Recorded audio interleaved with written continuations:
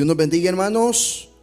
Damos gracias a Dios que el Señor nos permite congregarnos este domingo más. Un domingo más, hermano, que Dios nos permite después de un espacio de bendición que hemos cruzado.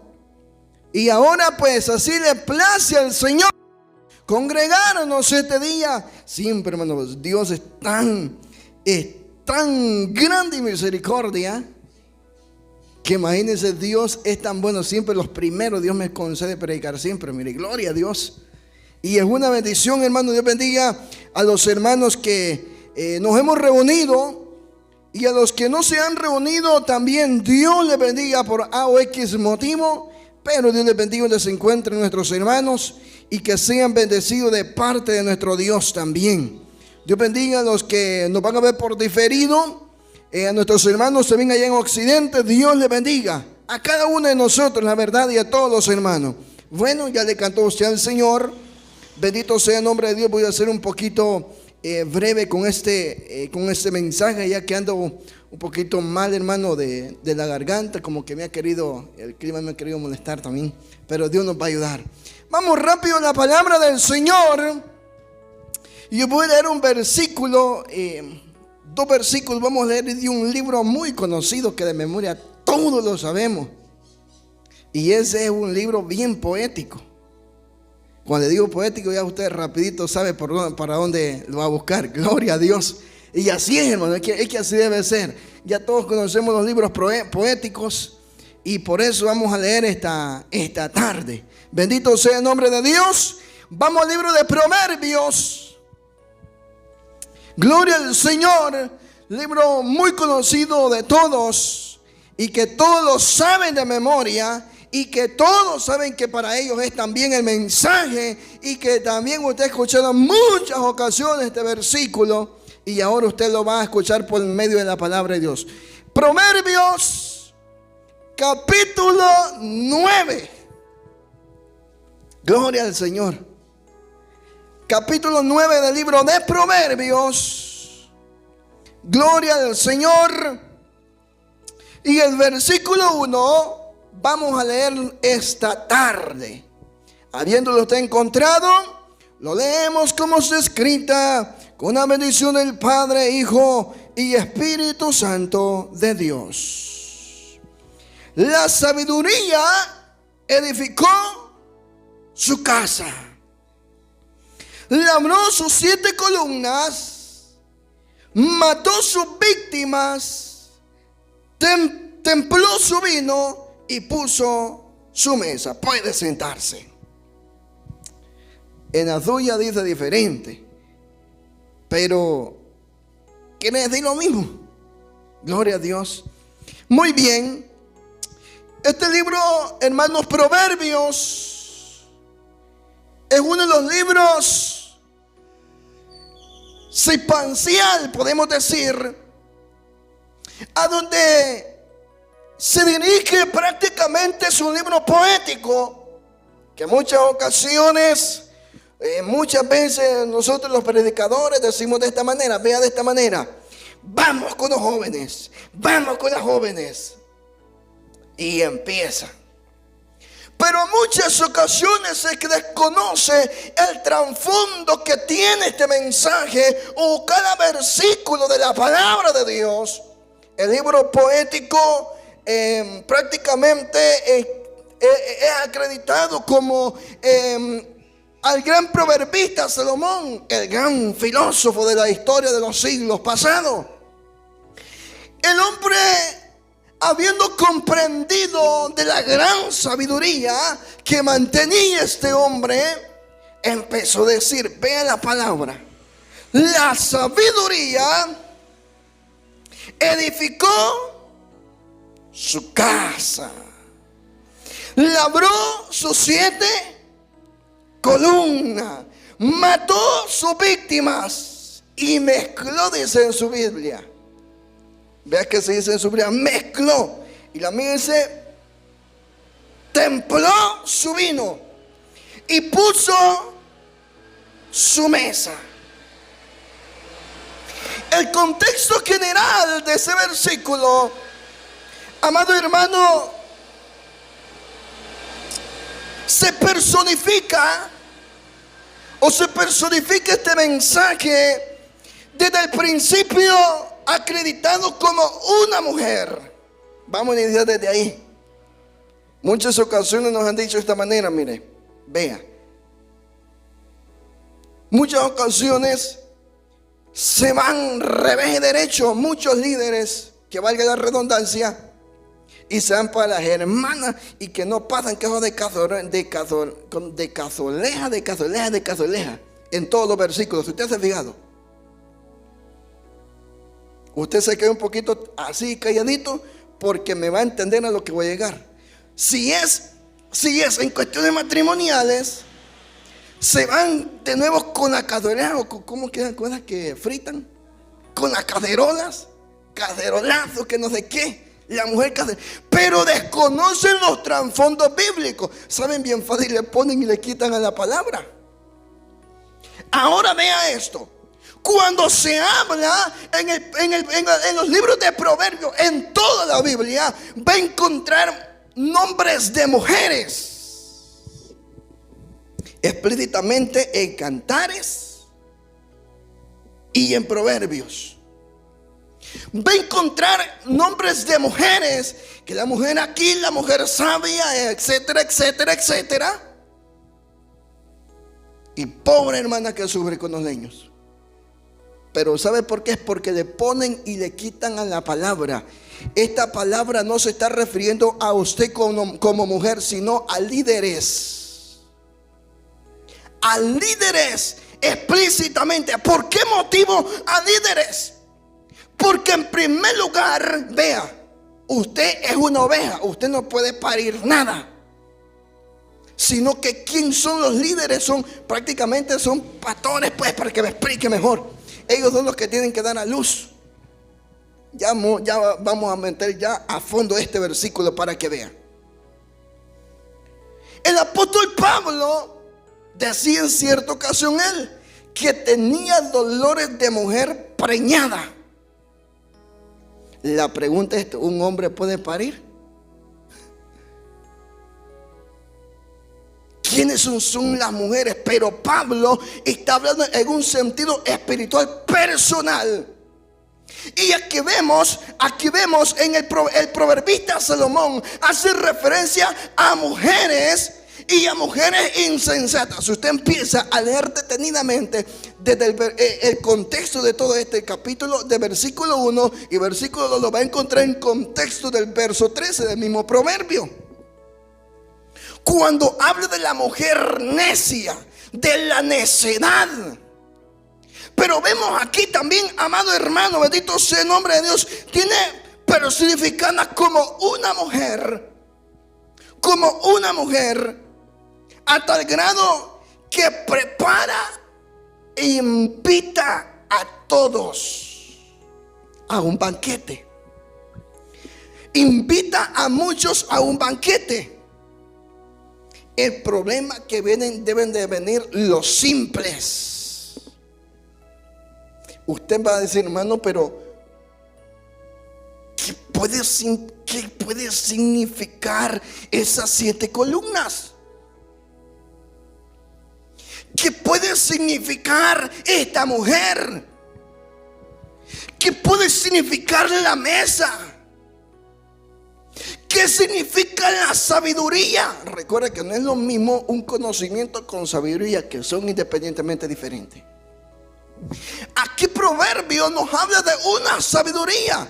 Y usted va a encontrar, y se lo voy a dar dentro de un momentito, que quién es la sabiduría. Muchas ocasiones nos han dicho, la sabiduría, que Dios nos manda a nosotros la sabiduría. Perfecto, eso no lo escuchamos, es que así es. La pregunta es, ¿quién es la sabiduría? Una cosa es que se la manden y otra cosa es como que le diga en nombre propio. Nombre original y propio. Y usted quiere saberlo, ¿quién es esa sabiduría? Y lo vamos a estudiar con la palabra del Señor. Ahora vea, dice que también invita a los simples. Veamos el verso 13 del capítulo 9 de Proverbio. Ve cómo dice el verso 13. La mujer loca, la suya dice diferente. Aquí dice la mujer loca es alborotadora, es simple e ignorante. Fíjense que usted de repente va a escuchar unas palabras muy fuertes. De repente usted me escucha unas palabras muy fuertes, pero es que mi versión es más diferente a la suya. La suya no sé cómo es que dice, pero si no me equivoco ahí dice la mujer necia, ¿verdad? Insensata. La mujer insensata. En la mía dice la mujer loca. Y es alborotadora. Ahora, mire, hermano, aquí va el detalle. Toda la Biblia está catalogado con parábolas para que muchos nos puedan comprender. Y cuando esta parábola sea prescrita, o sea, sea entendible, es porque el reino de los cielos para usted ha sido establecido. El reino de los cielos para usted ha sido revelado. O sea, usted no me vaya a pensar usted que es la que está a la par suya y le va a decir loca o ignorante o necia. No. Porque ese es el dilema que por años y por décadas nos han enseñado a decirle: la que está a tu lado es la necia y es la loca, es la alborotadora. Pero no se nos está refiriendo, todas las mayorías de personas agarran estos versículos en el mundo secular o en lo material, y la Biblia no habla material, sino que son espirituales. Y ahí entra el problema, que muchos le quitan y le agregan a la palabra. Ahora vemos acá, si usted viene más adelante, ve el verso 18 y no sabe, vamos a leer desde el versículo 13 en adelante. Y la mujer loca es alborotadora, es simple e ignorante.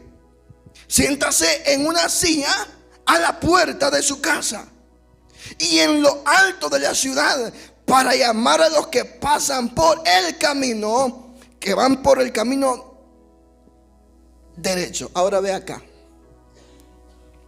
Todos, que valga la redundancia, a una persona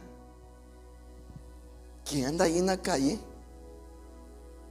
o una ramera, como le pueden llamar usted, le aplican este versículo. ¿Se ha fijado eso usted? A muchos le aplican este versículo. Y este versículo no está aplicando a los físicos, sino que a los líderes. Porque muchas veces los líderes son los alborotadores, que la persona va caminando y él es que alborota a los demás para que se desvíen del camino de la verdad. Y entonces vuelve el camino de Balaam. O sea, de aquí en adelante usted, si nunca había escuchado esto, ya le escuchó que ya no se está refiriendo en el mundo físico, sino en el mundo espiritual, especialmente a los líderes que son puestos, que son los que corrompen el camino de la verdad. Por eso en este último tiempo que estamos viviendo hay un dilema grande con la parte doctrinal. Porque todo lo hay en el mundo terrenal, o sea, en lo material, pues es usted, es ella, es este y este. No, y no es así. Por eso, si vemos más adelantito en este mismo verso, dice, miren, para llamar a los que pasan por el camino y que van por sus caminos derechos. O sea, la persona que va recto, caminando en el bien, con sus ojos bien puestos, inteligente. Pero ¿qué hace aquel hombre? ¿O qué hace aquella mujer? Lo llaman, véngase. Empieza a endulzarle. Y ahí que se aplica una palabra. Y vea, la Biblia los trata bien fuerte, hermano.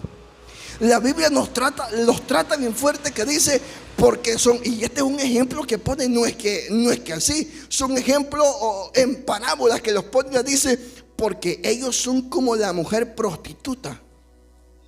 ¿Quiénes? Los líderes que los endulzan y los traen a desviarse del camino de la verdad. Ahora continúa y dice, cualquiera simple, dice, vengan acá. Escuche, a lo simple, vengan acá. A lo falta de cordura, dijo, las aguas hurtadas son dulces y el pan comido en oculto es suave. fácilmente. Lo oculto, bien bonito. El tipo, si usted recuerda una cierta ocasión que predicamos y decimos que el pan, decíamos que era esta. Y aquí nos está diciendo en la palabra del Señor que viene el pan comido oculto. O sea, la palabra oculta, la palabra que solamente se le puso y se le añadió a eso viene. Bendito sea el nombre de Dios. Y vea cómo dice. Y no saben, vea el verso 18. Y no saben que ahí están los muertos, que son convidados. Están en lo profundo de la sepultura. Dios mío. Entonces aparece nuevamente. Pero aquí va la cuestión. La persona que va muerto, la persona que no comprende, la persona que se deja llevar por su irreverencia, por su simpleza, es como podemos decir, seducido por su tipo de doctrina. Ahí viene la sabiduría espiritual. Ahora vemos acá el relato de la palabra de Dios. En la palabra del Señor, volvamos al versículo que estamos leyendo, el versículo 1. Vea cómo dice: la sabiduría edificó su casa, labró sus 7 columnas. ¿Qué significa? Vamos acá ya en contexto. ¿Qué significa? La sabiduría edificó su casa. La primera pregunta: ¿qué es casa? Para tener una casa significa que tiene que levantar un cimiento para arriba. No la va a construir de arriba para abajo. Todos los chinos que hacen eso, pero aquí no. Se tiene que levantar el fundamento para arriba. Construye la casa. Y ahora vea cómo dice el versículo. La sabiduría edifica la casa. ¿Y qué más dice? Labró sus 7 columnas. Ahora,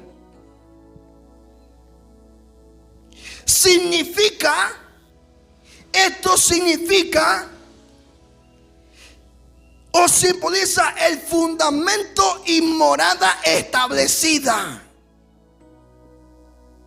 Eso significa la sabiduría que edifica su casa, labra sus 7 columnas. Es un fundamento, una morada permanente. Ya vamos a llegar. Entonces, ¿quién va a ser la sabiduría acá? Ya va a ver. En cierta ocasión Cristo dijo: me voy a preparar. ¿Qué dijo? Y donde yo esté. ¿Y qué más dijo Cristo? En la casa. Ahí están las moradas. Empezó a levantar el fundamento y estableció moradas. Hizo una morada. Ya vamos a llegar. Entonces, ¿quién va a ser la sabiduría en este caso? Váyanse a Proverbios capítulo 2, versículo 6. Proverbios capítulo 2, versículo 6. Porque Jehová da la sabiduría, y de su boca viene el conocimiento y la inteligencia. Ahora, aquí es apunta a este versículo apunta a una figura profética. Es una figura profética que se está refiriendo a Cristo. Entonces, hermanos, ¿quién es la sabiduría? Entonces la sabiduría no es nadie más, no es un hombre, no es la intelectualidad, sino que la sabiduría es Cristo. ¿Usted está consciente que es Cristo? Y si alguien le dijera a usted, ¿cómo va a ser Cristo? Comprobármelo con la Biblia. ¿Usted se lo comprobaría con la Biblia? ¿Sabe? Por eso es muy bonito que usted vaya comprendiendo el mensaje de la palabra de Dios. Porque mire, muchas ocasiones usted puede decir, no, es que ese hermano muy largo predica con su obediente. No, hermano, es que usted vino a aprender. Usted viene a aprender de la palabra de Dios. Y por eso en muchas ocasiones, así como se le entra, así salió seco. Y si le preguntaron, ¿qué leyeron, hermano? Pues allá en Jericó 13, y donde no existe. Allá en Macabeo 2, y donde no está acá. ¿Sabe por qué? Porque vino solamente por venir y ya estuvo. Pero la palabra, mira, es que cantar es bonito, hermano. El mensaje es que en muchas ocasiones que no nos gusta. ¿Pero por qué motivo? Porque nosotros nos hemos aferrado a nuestro propio conocimiento, a lo que nosotros pensamos, a lo que nos dijeron, pero menos lo que dice la palabra del Señor. O sea que usted se va a basar en lo que dice la palabra del Señor. Usted no me va a creer a mis contextos personales, sino a lo que dice la Biblia. Por eso yo siempre digo, no hay que ponerle y no hay que quitarle la palabra, porque en muchas ocasiones se le agrega a los versículos algo que esto no se puede hacer. Ahora vemos acá, amado hermano, está apuntando a la sabiduría, y la sabiduría es Cristo. Hermano, ¿será que usted me lo puede demostrar por la palabra del Señor que la sabiduría es Cristo? Pues yo se lo voy a probar. Si alguien le dijera a usted, entonces si es Cristo la sabiduría, hermano Alejandro, hermana Esther, hermana Abby, etcétera, y todos los que estamos acá, le dice a alguien, dime, ¿quién es la sabiduría para ir a buscar yo? ¿Quién es la sabiduría? Yo encuentro, le van a decir en concepto que la sabiduría, si yo empiezo a leer, vino la sabiduría y empecé a entender todo. Eso lo van a decir primero. Y este versículo está hablando de una sabiduría. Entonces, ¿quién es la sabiduría? ¿Quiere saberlo usted? Porque nosotros en muchas ocasiones decimos, es Cristo. Ajá, pero deme un versículo que le apruebe que es Cristo. Usted puede decir, la sabiduría es Dios, es Jesucristo. Deme un versículo bíblico para que lo apruebe, que eso me está diciendo que es la verdad. ¿Usted quiere saberlo y quiere encontrarlo? ¿Dónde está ese versículo? Pues vamos a la palabra. Váyase a Primera de Corintios. Primera de Corintios. Gloria al Señor. Primera de carta a los Corintios. Gloria a Cristo. Capítulo 1. Primera de Corintios capítulo 1, se va a encontrar ahí que quién es la sabiduría y cómo se llama la sabiduría. Primera de Corintios capítulo 1, gloria al Señor, capítulo 1 de Primera de Corintios y el verso 24. Vea cómo dice textualmente, empero a los llamados, así judíos como griegos. Oiga, aquí va la respuesta, aquí va la sabiduría. Cristo, potencia de Dios y sabiduría. Ah, ya se dio cuenta. El nombre sabiduría es acreditado a Cristo en visión profética. Y Hebreos capítulo 10 dice que esta es y capítulo 8, 9 y 10 precisamente dice que estas son las sombras de las cosas venideras. O sea, toda la Biblia es inspirada por parábolas refiriéndose a Cristo. Y Corintios dice, y este es Dios. O sea, este es Cristo, potencia de Dios y sabiduría de Dios. Ahora vean, la sabiduría no improvisa. ¿Cuántas veces han dicho usted? Yo iba improvisando. ¿Cuántas veces han dicho usted ahí? Yo estaba improvisando. O en muchas ocasiones que nos agarran así un solo, usted tuvo que cantar la alabanza, hermano. Yo voy a improvisar a ver cómo me sale. Hermano, usted toca predicar, yo voy a improvisar a ver cómo me sale. La sabiduría no es improvisa. La sabiduría nunca improvisa. ¿Qué hace la sabiduría? Construye propósitos. Grábese eso y séllelo. La sabiduría siempre, hermano, sigue esta palabra. La sabiduría no improvisa, sino que la sabiduría lo que hace, construye el propósito. Alabado sea el nombre del Señor. Ahora volvemos al versículo nuevamente que estamos leyendo de Proverbios. Continúa y dice: labró sus 7 columnas. Ahora, pero antes de entrar a ese versículo, y vuelvo al versículo anterior que estábamos diciendo de la sabiduría, el hombre en quién edifica. La pregunta: ¿en quién está edificando usted? Váyanse al libro de Mateo.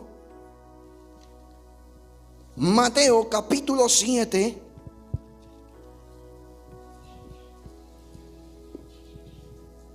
Mateo capítulo 7. Gloria al Señor. Capítulo 7 del libro de Mateo, el verso 24. Oiga, aquí va la palabra. El verso 24: cualquiera pues que me oye estas palabras y las hace, le compararé a un hombre prudente que edificó su casa. ¿Qué decíamos en cierta ocasión? ¿Quién era la roca? Vea que se acuerda del mensaje todavía, ¿verdad? ¿Se acuerda el capítulo en que leímos? Edificado sobre el fundamento de los apóstoles y profetas, siendo la principal piedra del ángulo Jesucristo el mismo. Efesios 2:20. Y aquí dice: el hombre prudente edifica su casa en Cristo, pues edifica su casa en la sabiduría. Alabado sea el nombre del Señor. Ahora sí vamos al versículo. Labró sus 7 columnas. ¿Qué significa el número 7? Muchos, y esto es una realidad. El 7, el número perfecto de Dios. Pero hay que tener muchísimo cuidado también en esos aspectos. Porque si es el número, no todos números es de perfección de Dios. Lo mejor es decir que es la plenitud de Cristo. Porque si agregamos el número 7, hay muchos 7 que son buenos y son malos. El séptimo día reposó Cristo, perfecto. Vea que sí. 6 días trabaja y 7 reposará, es el número de Dios, perfecto. Pero también existen los 7 candeleros. Estamos bien hasta ahí, ¿verdad? Las 7 trompetas, los 7 sellos. Pero también están las 7 cabezas del diablo, del dragón. Entonces no podemos decir que el número completamente también el número 7 que es de Dios, porque aparece el número del diablo también ahí intermetido o metido ahí. Entonces lo original que podemos decir que simboliza la plenitud y perfección de Dios. Plenitud y perfección de Dios. ¿En donde lo encontramos? En Génesis capítulo 2, versículo 2 al 3. Donde nos habla de la plenitud y perfección de Dios. Génesis capítulo 2, versos 2 y 3. Ahí podemos encontrar la plenitud de Cristo, la plenitud de Dios. Ahora vamos nuevamente y decimos: labró sus 7 columnas. Ya explicamos que simbolizan la perfección. Simboliza perfección y plenitud de Cristo. Ahora, labró sus 7 columnas. ¿Qué son las columnas? ¿Para qué sirven las columnas? Una casa sin columnas se cae. Una casa si no hay columnas se cae. Entonces, ¿qué significa esa columna? La columna no nos está hablando de esta columna del templo. La columna educada, la columna vertebral tuya. No. Aquí nos está hablando que la columna representa, escúchame, ¿qué significa la columna? Acá en Proverbios y en la Biblia, ¿qué representa la columna? Labroso 7, decimos que la 7 significa plenitud y perfección. Ahora, ¿qué significa la columna? Significa o representa fortaleza y orden y estabilidad espiritual. Eso significa la columna. Fortaleza, orden y estabilidad espiritual. Eso significa, no más es la columna de mi casa, es la columna vertebral que ando yo. No. Es un sentido espiritual. Ahora, vemos también en la palabra de Dios que también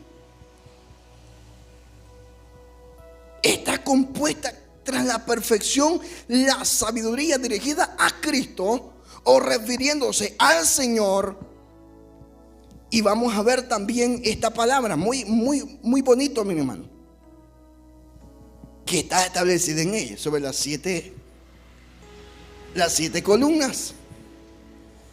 Y vamos a ir, hermano, al libro del profeta Isaías, para que usted vaya comprendiendo también de las 7 columnas. Isaías capítulo 11, porque también esto significa la plenitud del Espíritu. Esto también significa la plenitud del Espíritu. Isaías capítulo 11 y el versículo 2. Vea, aquí está hablando de la sabiduría. Y reposará ¿en quién? ¿En quién va a reposar? ¿En quién va a reposar? Va a reposar en Cristo, refiriéndose a Cristo. Y reposará sobre él. Escucha, sobre él. Es a Cristo. El espíritu de Jehová, el espíritu de sabiduría, el espíritu de la inteligencia, el espíritu de consejo, de fortaleza, espíritu de conocimiento y de temor de Jehová. Ahí están también las 7 columnas.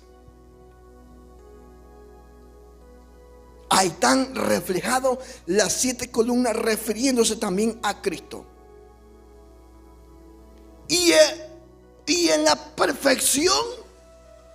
Y en la perfección está también el consejo.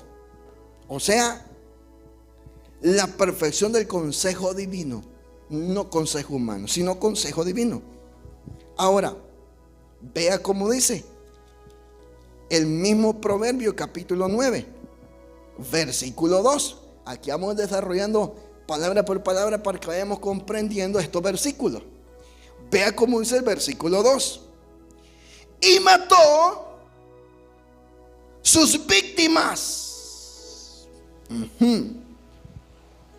Ahí lo vamos a preparar un momentito. ¿Qué significa mató sus víctimas? Mató sus víctimas. Significa preparación. Significa preparación y sacrificio cuidadosa. Mató su víctima. Preparación y sacrificio cuidadoso. Esta palabra mató a sus víctimas.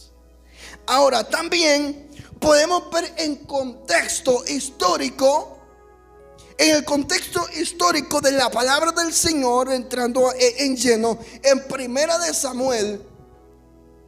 En Primera de Samuel podemos ver cuando iban a sacrificar, o si gusta, vámonos a la palabra mejor, para que vayamos comprendiendo sobre el sacrificio.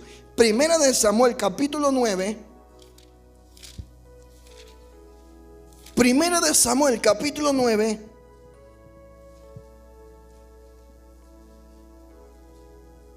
Bendito sea el nombre de Dios. Primera de Samuel capítulo 9, versículo 13. Vea cómo dice textualmente. Y cuando entrareis en la ciudad, le encontraréis. Luego, antes que suba al alto a comer, pues el pueblo no comerá hasta que él haya venido, por cuanto él haya de bendecir el sacrificio después de comer con los convidados. Subid pues ahora, porque ahora le hallaréis. Hablando de sacrificio y de comer. Ahora, ¿será que nosotros vamos a comer? ¿Se preguntó alguna vez usted? ¿Será que voy a comer yo más adelante? No ahorita, hermano, porque después del culto se va a educar y va a comer, va a cenar. Hermano, pero es que nos vamos a morir. ¿Pero va a comer o no va a comer? Nosotros hemos sido invitados a comer. Van a subir y nos van a comer durante nos llegue Él. ¿Quién? Cristo. Ustedes no van a comer sin antes llegue la sabiduría, porque construyó su casa, preparó ya la mesa, y ahora tiene que sacrificar y comer al gran banquete. Ahora, también en visión profética, refiriéndose al mismo sacrificio también de Cristo. Ahora vemos acá, aquí está otra cuestión bien bonito, hermano. Y ya se va a dar cuenta de algo acá. El sacrificio, cuando ustedes van a hacer comida, ponen la mesa, la limpian para que no llegue ni una moscarrón, ni una avioneta verde que andan volando. La ponen, sirven. Usted no va a comer sin que antes tenga su propio invitado. ¿Se fija de eso? O cuando está en una actividad, usted no puede comer sin que antes lleguen un invitado. En todo. Y estando ahí terminando, ya están comiendo, usted no se va a quedar viendo, sino que se va a sentar a la mesa y va a empezar a comer también usted. ¿Se fija de eso? Ahora acá nos habla del sacrificio en la mesa, refiriéndose al tiempo ya de Cristo, cuando Él esté ya con su pueblo, con su iglesia, y nos inviten a comer, a estar y formar parte de ese gran banquete. Qué bonita es la palabra del Señor, hermano. Ahora vea, y sigue diciendo: mató a sus víctimas, templó, ¿qué dice? O mezcló su vino. Aquí otro detalle. La pregunta es esto, mire. Por eso muchos agarran y dicen, no, que bueno, más el sotanudo ahí, que ponen en borracho y empiezan así, mire. Y los que pasan en la calle, que no les gusta la calle, de bolo. Muchos dicen, no, pero es como también la Biblia dice que tiene que tomar el vino. No se está refiriendo a ese vino. Y de poder comprender ahora, ¿qué significa tener un banquete? Hemos contextualizado bíblicamente el banquete, la mesa, el banquete o el sacrificio, pero también ahí en el banquete debe llevar algo que pueda tomar, porque es peligroso, se puede atordonar también. En ese banquete va el vino. ¿Qué tipo de vino tiene que ser ese? ¿O qué tipo de vino? Mezcla su vino. Cuando dice mezcló su vino, nos está diciendo preparación y también con especias. ¿Sabía usted que bueno, algunos no lo echan, pero cuando se habla de este vino, son especias? Vino con especias. Mezclarlo, el vino con especias. Y bien curioso esto que sea con especias. ¿Por qué era necesario en la antigüedad, Cuando el vino lo prepararon y echaron la especia, ¿por qué motivo? Porque la especia lo que hace al vino es refinarlo más, que quede mejor. En la antigüedad, para preparar un vino y darle en el banquete a todos, le echaban especias. Y cuando es como que usted le dé un toquecito a la comida para que quede más mejor. Así en aquel tiempo le echaban al vino especias para que el vino se sintiera con mejor sabor y quedara más refinado, y la gente podía pedir mucho más. Ahora, que quedara más refinado, vamos también, que simboliza este vino el gozo. Ese vino representa o simboliza el gozo. Hermanos, ¿será que hay en la Biblia que también representa gozo en esa celebración? ¿Qué significa ese vino? El gozo en una celebración. ¿Sabía usted que el vino representa el gozo? ¿Quiere saber usted dónde se encuentra que representa el gozo? Pues yo se lo voy a dar. Váyase al libro de los Salmos. Salmos, gloria a Dios. El libro de los Salmos, capítulo 104. Salmo 104.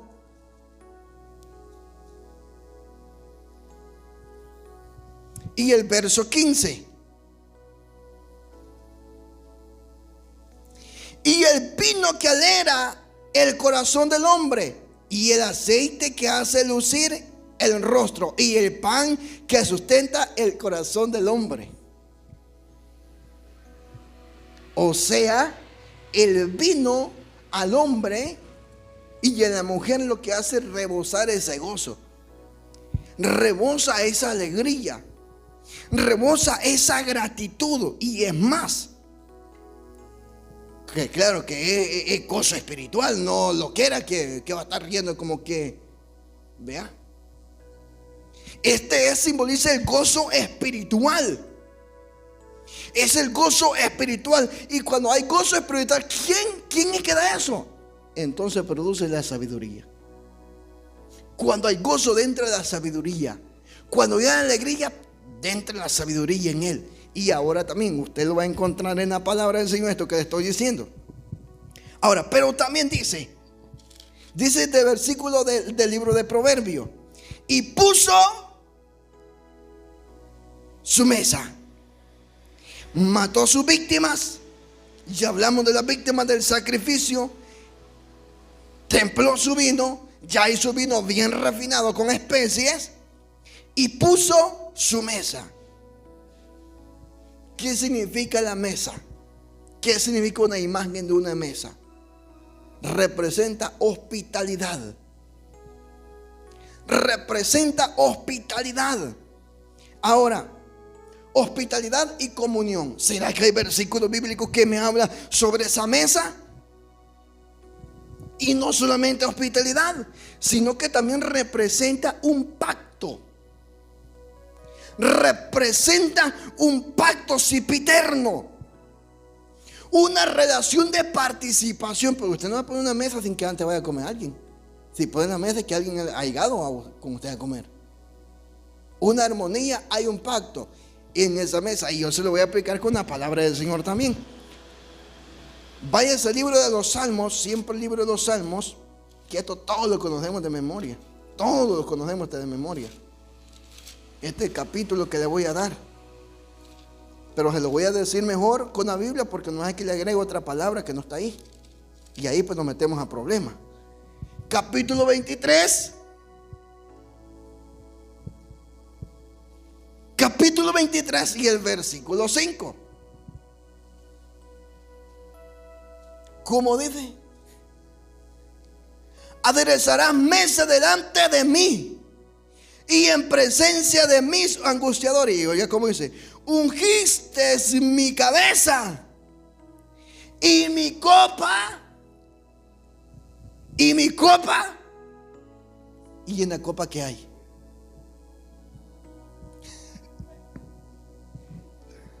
¿Y en la copa qué hay? Rebosa mi copa. Y en la copa que hay, pues, hay vino. ¿Y el vino qué hace? El vino hace que el hombre se alegre y se goce. Alabado sea el nombre del Señor. Ya se dio cuenta que en muchas ocasiones se pasa y nos quedamos así. Y si no leemos esta palabra, usted queda con lo mismo. Pues una media estuvo, pues. Ya se dio cuenta. Entonces la mesa significa comunión, un pacto. Enderezarás mesa delante de mí, presencia de mis angustiadores. Unge mi cabeza con aceite y mi copa, y la copa está ahí que rebosa de gozo, rebosa de alegría. ¿Por qué? Porque ahí hay un pueblo junto de pacto, y levantaré pacto sempiterno con la casa firme a David, dijo Cristo. Bendito sea el nombre de Dios. ¿Ya se dio cuenta cómo es la palabra del Señor? ¿Quiere ver otro versículo también que lo ampare de lo que le estoy hablando? Váyase al libro de Lucas. Ya ven que la hermana está rebosando de gozo, mire. Lucas,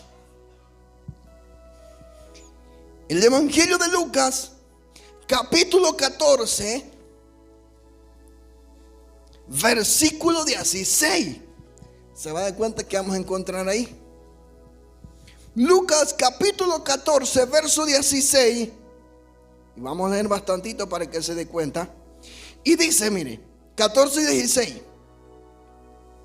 Bendito sea el nombre de Dios. Vamos a leerlo por acá juntos. Gloria al Señor. Sé que ya lo encontraron ustedes, pero vamos a leerlo juntos para no poner y no agregarle la palabra del Señor. Lucas capítulo 14, verso 16. Dice de la siguiente manera. Él entonces dijo, un hombre hizo una gran cena y convidó a muchos. Y a la hora de la cena envió a su siervo a decirle a los invitados, venid, ya está todo aparejado. Y comenzaron todos a excusarse. El primero le dijo, he comprado una hacienda y necesito salir a verla. Te ruego que me des por excusado. Vea qué pasó con el verso 19. El otro le dijo, he comprado 5 yuntas de bueyes y voy a comprarlo. Ruégote pues que me des por excusado. Versículo 20. El otro le dijo, acabo de casarme, por tanto no puedo ir.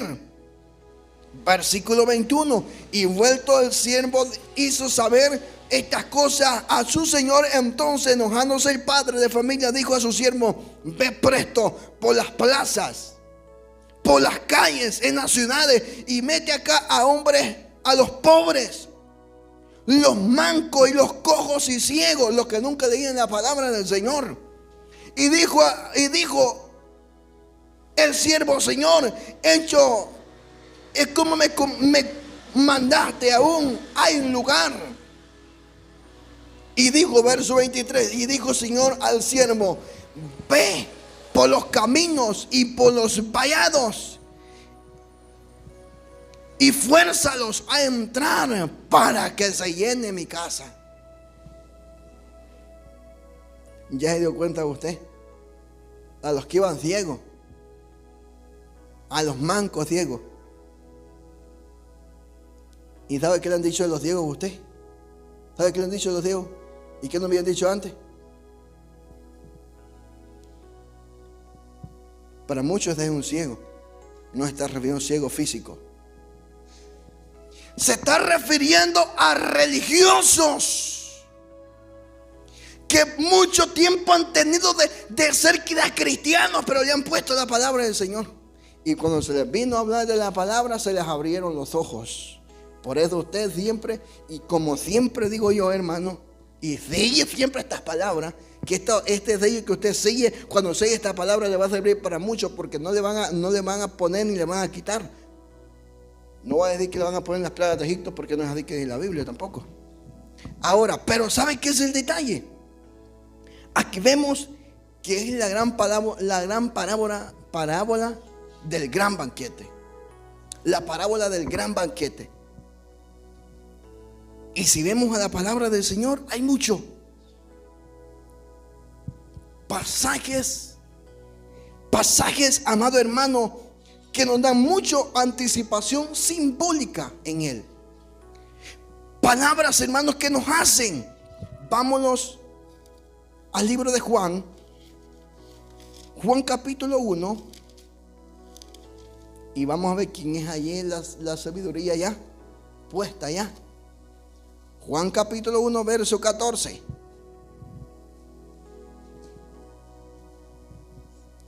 Juan capítulo 1 verso 14. Y aquel verbo fue hecho. El verbo es la sabiduría. Y aquel verbo fue hecho carne y habitó entre nosotros. Y vimos su gloria como la del unigénito del Padre, lleno de gracia y de verdad. Allí está. Cristo hecho carne ya, o mejor dicho, la sabiduría que es Cristo hecho carne y habitó entre todos. Bendito sea el nombre de Dios. Ahora también podemos encontrar la invitación en el libro de Apocalipsis, el libro de Apocalipsis capítulo 19 verso 9. La invitación. Apocalipsis, mejor leámoslo, hermanos, porque veo que a usted le gusta leer la palabra del Señor. Cuando veo que alguien está fugiendo rápido la Biblia, me gusta encontrar rápido la Biblia misma. No creas que no, porque me alienta, me gozo. Apocalipsis capítulo 19. Capítulo 19 y el verso 9. Vea cómo dice. Capítulo 19, verso 9. Y él me dice, escribe, bienaventurado los que son llamados a la cena del Cordero. Y me dijo, estas palabras de Dios son verdaderas. Aquí está aquí vemos la comunión espiritual ofrecida por Dios. La comunión espiritual ofrecida por Dios. Ahora vemos cuáles son esa comunión espiritual ofrecida por Dios. Como número uno, y también lo vamos a ver para ir finalizando este mensaje, porque vine, no sé si el tiempo, pero ya casi vamos para no. Pero es que así, hermano, cuando usted no va a sentir largo el culto cuando se somete a leer la palabra y quiere aprender de ella. Como número uno, la sabiduría. Como número dos, construye. Como número tres, la sabiduría que hace, prepara. Y como número cuatro, ofrece vida. Y la enseñanza central que vemos en el capítulo 9 de Proverbios, capítulo 1 y versículo 2. La enseñanza que la sabiduría de Dios es firme y es perfecta. Bendito sea el nombre de Dios. Póngase sobre sus pies ya. Bendito sea el nombre del Señor. Un momento, cierre sus ojos. Un momento, cierre sus ojos. Y dígale a Dios, gracias, Señor. Gracias porque me has enseñado a entender quién es la sabiduría. Gracias, Padre, porque me has dado a entender quién es la sabiduría y sobre qué está reflejada la sabiduría. Señor, por mucho tiempo no sabía quién era la sabiduría, no entendía quién era la sabiduría. Señor, por mucho tiempo me hablaron, dígale usted con sus propias palabras, me hablaron materialmente y no entendía, Señor, pero gracias, porque ahora me han dado a entender el misterio y la revelación de tu palabra. Gracias, Señor, por este momento que nos has concedido hablar, Señor, de ella. Sobre la sabiduría y la perfección suya, Padre. En el nombre de Jesús de Nazaret, Dios mío, ayúdanos a poder sellar esta palabra. A poder sellar esta palabra, Señor eterno. Ayuda a tu pueblo, Padre. En el nombre poderoso de Jesucristo de Nazaret. Bendice, Señor, a cada hermano, Padre. A cada hermano que se ha hecho presente este día, Señor. Gracias por este momento que me ha concedido hablar de su palabra. En el poderoso nombre de Jesús, nuestro Señor y Salvador Jesucristo. Llévanos con bien, Padre, en el nombre de Jesús. Amén, oh Dios, y amén.